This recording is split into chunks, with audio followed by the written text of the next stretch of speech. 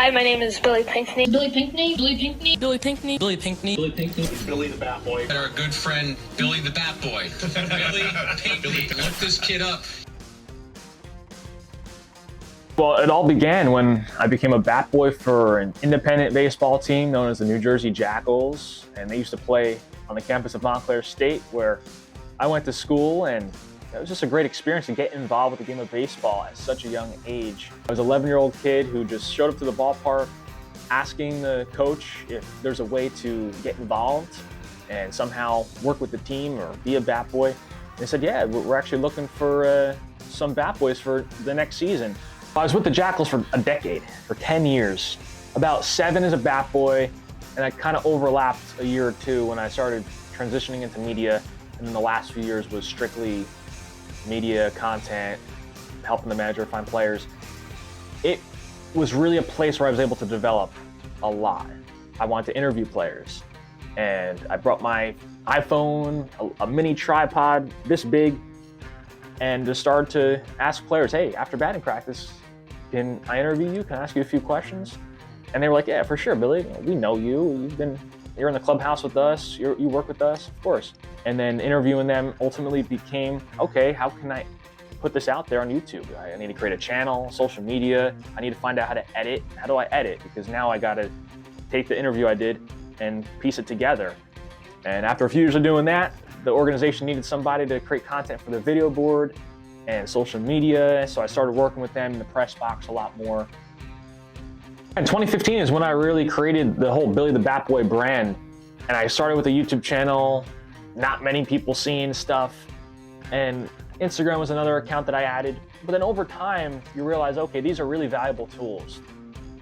The content creation, I guess, started when I was 13 years old, and at first it was just loving the game. As I got a little bit older, I realized that I wanted to tailor the content a little bit more towards inspiring younger players, asking players questions that I wanted to know the answer to. Because at the end of each interview, I would always ask the player. Advice for the young players out there, the guys who are grinding, trying to get to the next level. Hey, gotta have fun always when you play this game. It's a grind. Be ready to deal with your successes and also the failures. This is a failure game, and you have to know how to pick yourself up and keep on going. Well, obviously, I mean, you got to love the game. You got to love what you're doing. It's not something that you just take the field because mom and dad want you to. I mean, find something you're passionate about, whether it's sports, whether it's music, whatever. But if it's baseball, put the time and effort in there and have some fun. Creating content, being consistent with it each day was really important. My whole mindset is that I'm not looking for one video to just go viral, get millions of views, get a lot of followers from it, and then fall off the earth. I want to create consistent content that lasts for decades and decades to come. Dubai was awesome. That was probably the best week of my life out there in Dubai. Just taking that 13-hour flight and then just spending a week with players who I grew up watching during pretty much the first days I actually remember the game. When you're eating breakfast with Pablo Sandoval, Adrian Beltre, Albert Pujols, Mariano Rivera fortunately wasn't there at that time, but he's also involved with that league. You have all these guys who just were stars in the league for many, many years. That was a pretty surreal experience because it's just so unique. You don't really get that experience very often. The whole Dubai event was, they're creating a new league and they're actually gonna have a month-long season at the end of this year in Dubai. And their objective is to bring baseball to the Middle East, bring professionals out there. They just built a stadium, and the main bat and ball sport out there is cricket. And now they're bringing baseball there to try to see if some of those interested in cricket would also be interested in coming out to a baseball game and just create this new excitement and energy around another American sport. And they have many investors who played in the big leagues, Robinson Cano, Swisher, and many, many other guys who played for the Yankees as well as other big league teams. It was bringing baseball to a new continent, trying to bring younger fans, younger kids into it as well. And there seems to be quite a bit of interest out there. And that was our main goal, to help promote it and bring it to another level. That was one of the main ones from just putting out content and bringing value.